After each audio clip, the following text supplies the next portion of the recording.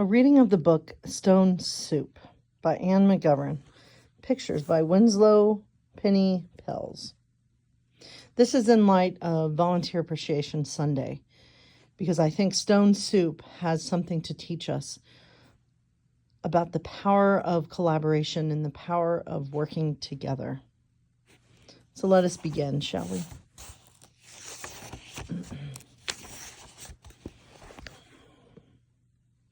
A young man was walking.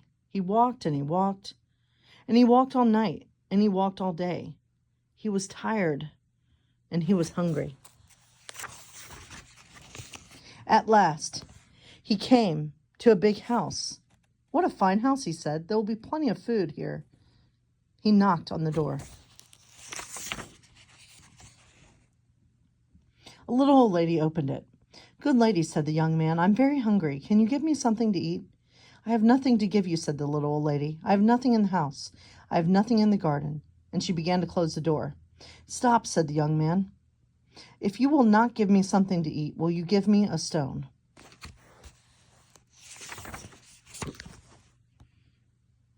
"A stone," said the little old lady. "What will you do with a stone? You cannot eat a stone."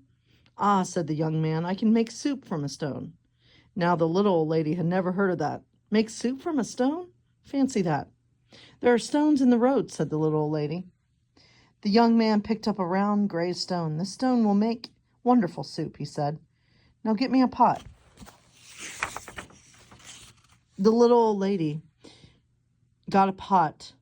"Fill the pot with water and put it on the fire," the young man said. The little old lady did as she was told, and soon the water was bubbling in the pot. The young man put the round gray stone into the pot. "Now we will wait for the stone to cook into soup," he said. The pot bubbled and bubbled. After a while, the little old lady said, "The soup is cooking fast."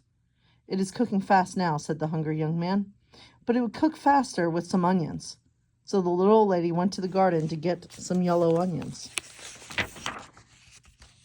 Into the pot, the yellow onions with the round gray stone. "Soup from a stone," said the little old lady. Fancy that. The pot bubbled and bubbled. After a while, the little old lady said, "This soup smells good." "Smells good now," said the hungry young man, "but it would smell better with some carrots."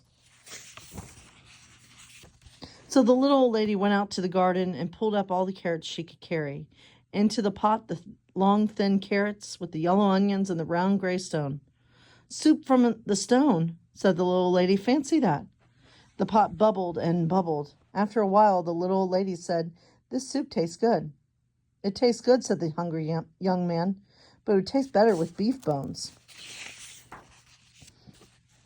So the little old lady went to get some juicy beef bones.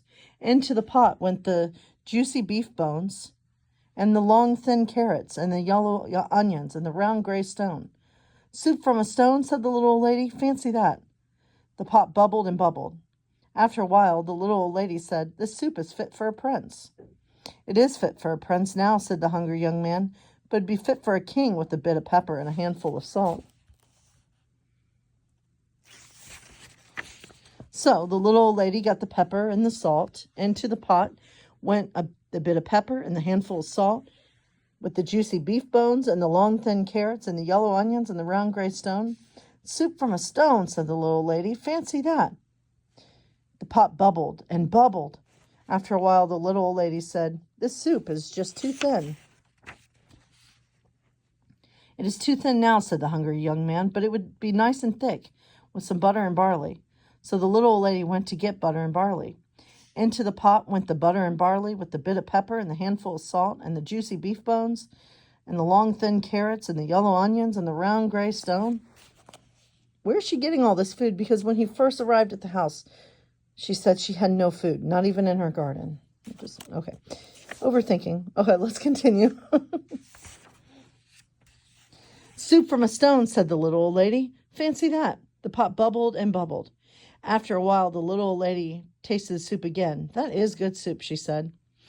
"Yes," the hungry young man said, "this soup is fit for a king. Now we will eat it." "Stop," said the little old lady. "This soup is indeed fit for a king. Now I will set a table fit for a king." So she took out her best tablecloth and her best dishes.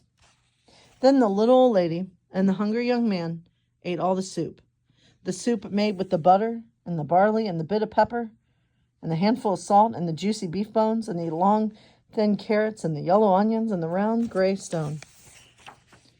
Soup from a stone, said the little old lady.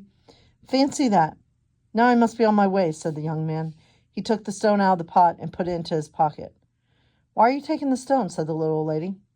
Well, said the young man, the stone is not cooked enough. I will have to cook it some more tomorrow. And the young man said goodbye. He walked on down the road, and he walked and he walked. What a fine supper I will have tomorrow, he said to himself. Food from a stone. Soup from a stone. Fancy that. It's been a while since I've heard this story. It's not exactly how I remembered it being, but I think we can still have a good takeaway that it took the both of them to make that soup what it was. And that's what it is in life, right? It takes all of us to try to create a better world. So much love to all of you, my friends.